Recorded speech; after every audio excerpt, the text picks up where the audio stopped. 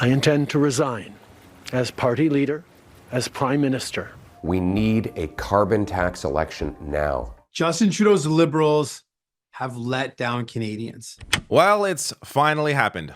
Canadian Prime Minister Justin Trudeau will be resigning following the selection of a new Liberal leader.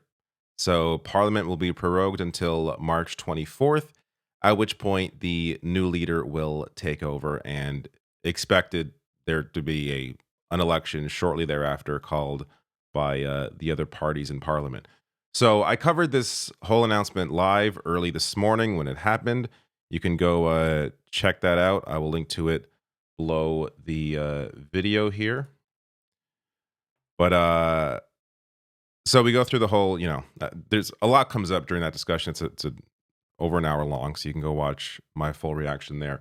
But I just want to summarize sort of what went on and what to expect now, because we have somebody who has been in power for almost 10 years. People are a little tired, even if they like some of what he has implemented, and I'll get to some of that in a bit, because they do like some of those programs.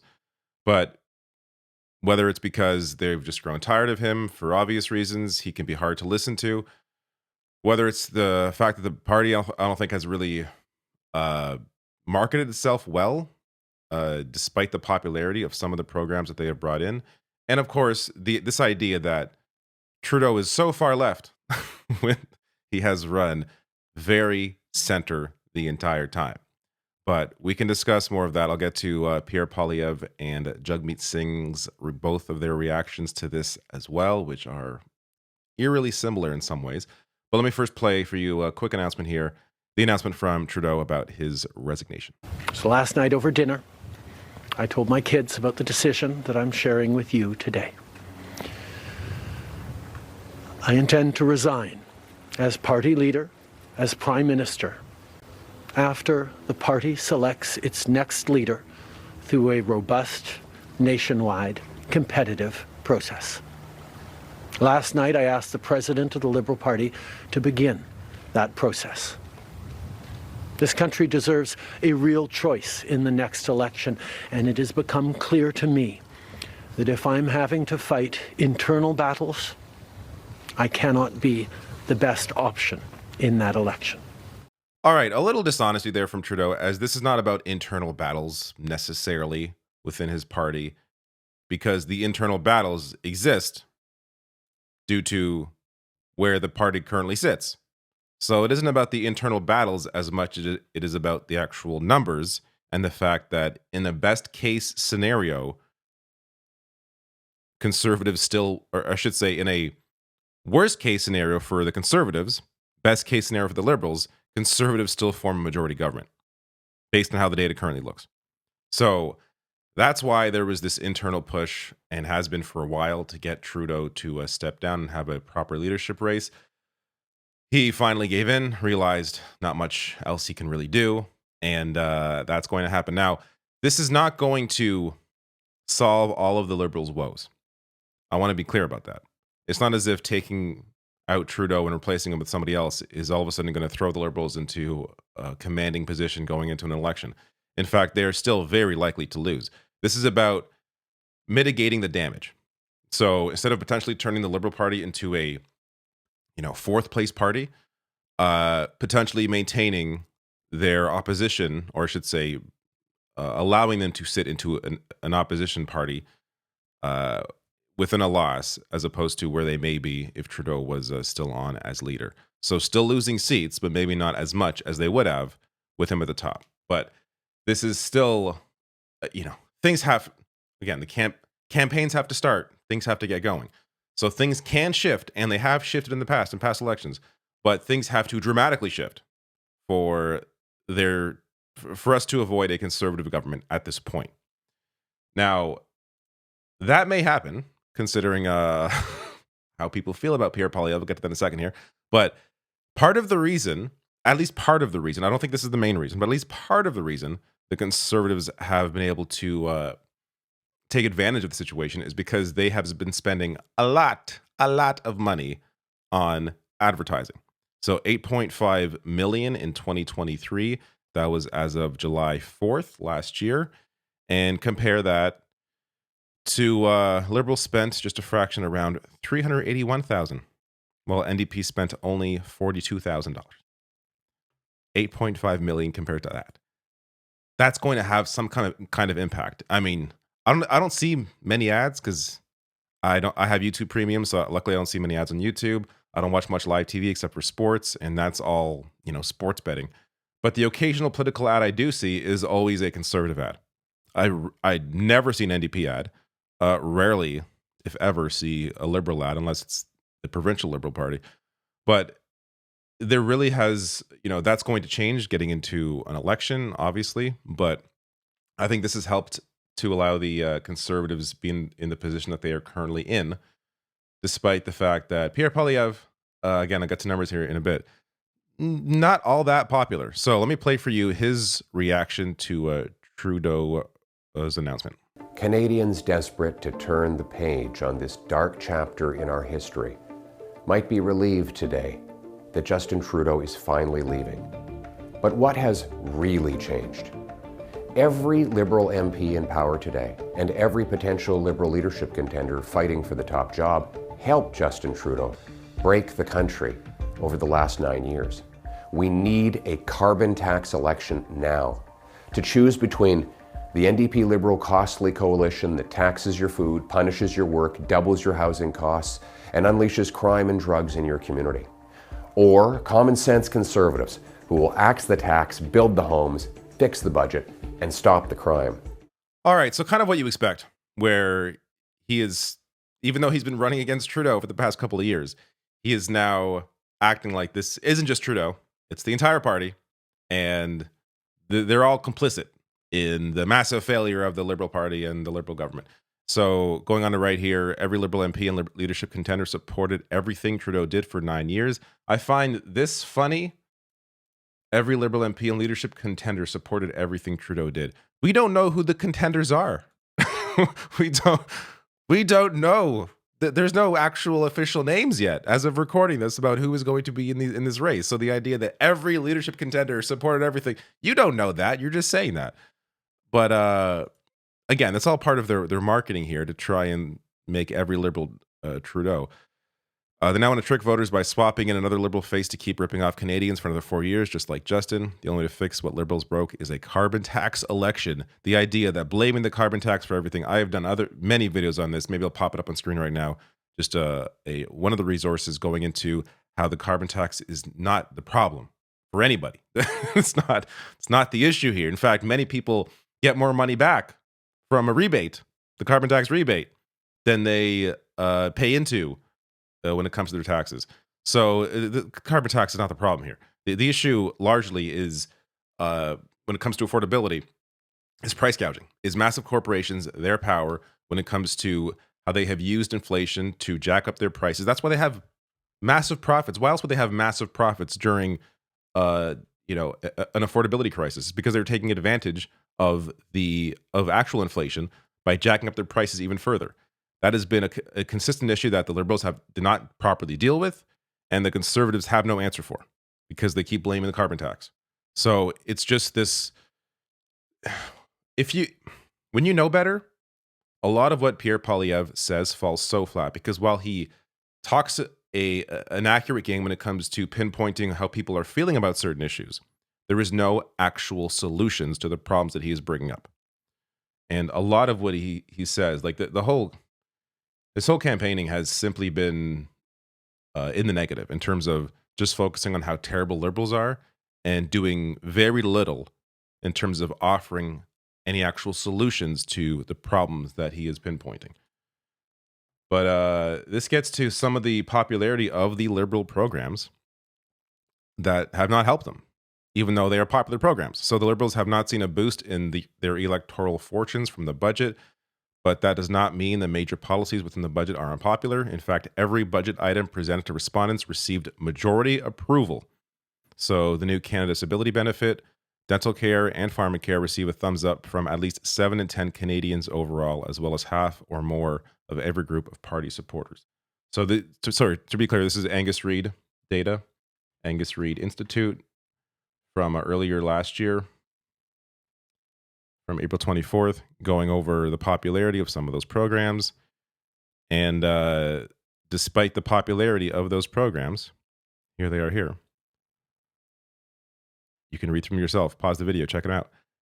Despite the popularity of them, has not helped the Liberals because, again, this is both an issue of affordability generally and also an issue of the fact that the Liberals have been in power for so long. Trudeau became Prime Minister before I started doing politics on YouTube. So it's been a very long time. And at some point, like with Stephen Harper, who was in for 10 years, people just get tired of seeing the same face, hearing the same voice. And it's gotten to that point with Justin Trudeau. That doesn't mean that flipping out the leader is going to solve the problem with the Liberals, but I do think it's going to help the party, at least in this election, a little bit, and going into the future to have a different face, a not even necessarily a different vision, because considering how the party operates, this is how the party is. It's a centrist party. But just having a different face, different voice, different approach in strategy, I think is going to help the party moving forward.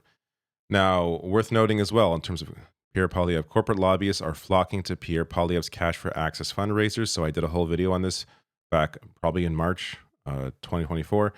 So while Poilievre talks a big game about, how things are unaffordable and cost of things are so high, he never discusses or never is willing to discuss the solution involving the corporate influence in the cost of things and his closeness to massive corporations, and not just recently, but his entire career, always working against organized labor, always working on behalf of massive corporations, has a lot to do with that.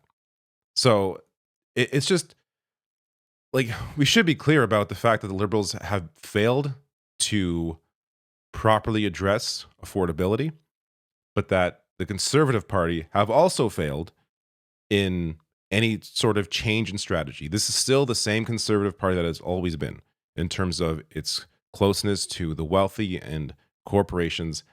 And this, the only thing that has really shifted in terms of Pierre Poilievre is he has added a new layer of strategy in discussing working class issues and pretending he is a part of the working class and speaking to real working class people in a way that I don't think, at least in terms of Stephen Harper, didn't do effectively. Pierre Poilievre is doing that a lot better. In his rhetoric, that doesn't mean the actual underlying policy or anything he plans to implement hasn't really changed compared to where the party, has historically been.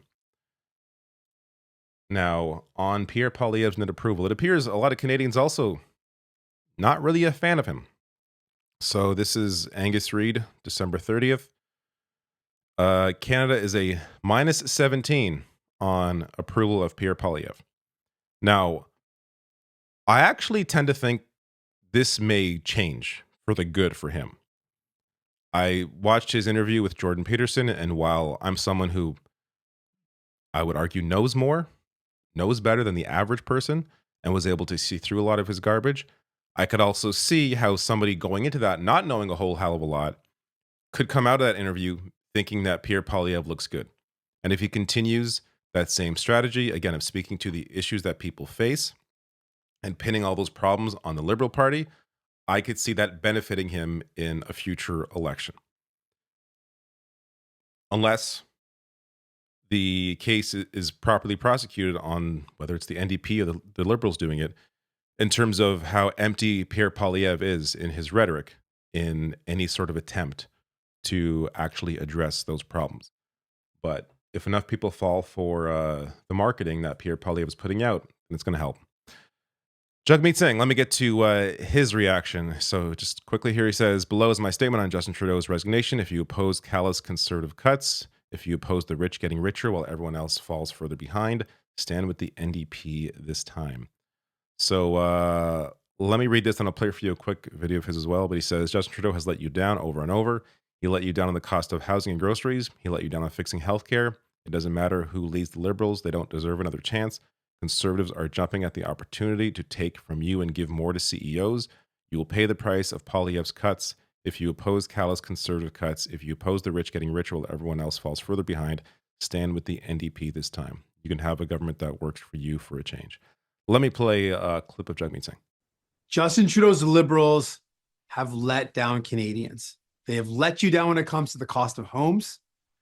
He's let you down when it comes to the cost of living. And frankly, it's not just Justin Trudeau. It's every Liberal minister, every Liberal MP who looked down their nose at you when people were saying we can't make ends meet. We are struggling with the cost of living. So it doesn't matter who the next Liberal leader is. They've let you down. They do not deserve another chance. And we have another serious threat to the middle class in Canada, and that is Pierre Poilievre and the Conservatives. Pierre Poilievre and the Conservatives want to cut from the middle class to give to their rich CEO friends. They want to cut your pensions. They want to cut healthcare. They want to cut dental care, all to make the rich CEO buddies even richer. All right. So again, this is part of a larger announcement as well as answering questions in a 20-minute video here. I will link to this below the video. But you see a bit of similarities there with Pierre Poilievre, just in terms of sort of not just putting this on Trudeau's feet, but putting it on the entire Liberal Party. That, of course, that's just an obvious strategy when it comes to a leader stepping down, and the move you now have to make to not just focus on Trudeau, but focus on the entire party that you're running against. So some similarities there, but other than that, he is really trying to focus hard on how the Liberals and the Conservatives both are not there for you, and how Pierre Poilievre will just make things worse. I tend to agree. That said, I think it's Jagmeet Singh has also sort of worn out his welcome at this point. I think the NDP needs a new leadership. I don't think they're going to get it this time. I don't think they're going to perform very well this time. Again, I could be wrong. We'll see how the campaign goes. But based on where things currently sit, I don't think Jagmeet Singh is the right leader to lead the NDP into a position where they could, pull a Jack Layton and become the official opposition, or at some point, far into the future, maybe become the actual governing party. I don't think Jagmeet Singh is the right leader for that to happen. That said, I agree with a lot of what he's saying. It's just a matter of, do they have, like Pierre Poilievre, do they have the actual plans and willingness to be clear about what they want to do? Do they have that laid out in a way that hasn't been as clear before? Because the NDP have essentially taken up the spot where the Liberals should be in terms of, the center-left approach of, the expansion of dental care, for example. We're not talking universal dental care. That isn't what happened. It's just minor expansion into dental care for some people who couldn't afford it, for seniors. So just some improvements around the edges that you would expect from a Liberal party. A true NDP party or a true left party should be looking at universal programs, universal dental care. You could argue, well, they weren't going to get that with the Liberal Party in the confidence and supply agreement because it's the Liberal Party, so they were never going to try and get that. That said, in lieu of actually having that with the supply and confidence agreement, they essentially gave up ground and made it seem like their plan all along was simply some improvements around the edges. And you see people like Pierre Poilievre now attaching the Jagmeet Singh agenda to the Trudeau agenda, and essentially saying that Trudeau is so far left because he did what Jagmeet Singh wanted him to do. Yeah, but what Jagmeet Singh wanted him to do was not far left at all. It's what the Liberal Party should have been doing anyway. But it's this weird pull, this attempt to pull everything to the right, where just the very basic things of just expanding dental care somewhat is somehow viewed as far left extreme, when it clearly is not, based on any read of how politics operates. Like, if you think that's extreme, what do you think Pierre Poilievre would have said about Medicare in the 1960s, when Tommy Douglas got Medicare through? Universal health care. Like, if you think getting some more people dental care is a huge extreme left-wing move, like, you existing back then, it would have blown your goddamn mind to see everybody guaranteed health care. So understand that the Conservatives act in opposition to that. Tommy Douglas voted the most popular Canadian of all time. This is what, early 2000s. viewed as the, or I should say, the greatest Canadian of all time, Tommy Douglas, the father of healthcare in Canada, would be seen as, you know, an extreme lunatic left-wing socialist by Pierre Poilievre standards. So it's important to understand where Pierre Poilievre is sitting, how far right he is sitting on the spectrum here. The last thing worth noting is Trump. Who is going to deal with this properly? Because I can't claim to know the proper solution to this or the proper approach to this, but U.S. President-elect Donald Trump took to social media to react to Justin Trudeau's announcement of his plan to resign. In a post on Truth Social, Trump said, quote, "Many people in Canada love being the 51st state." A part of me is morbidly curious about how a conservative leader, how Pierre Poilievre is going to deal, again, assuming Pierre Poilievre becomes the next prime minister, how he is going to deal with Donald Trump. Because you have ideologies here that are essentially the same, very similar in Trump and Pierre Poilievre. I'd argue Donald Trump has less of an ideology, but in terms of the people around him and who actually does things, similar in ideology to someone like J.D. Vance. How is that going to work when you also, like, you can't just lay down to Trump and all of this idea, this discussion of making Canada, you know, the 51st state. So he's going to have to fight him. But how willing is he to do that when they're so similar? So there's a lot of questions there.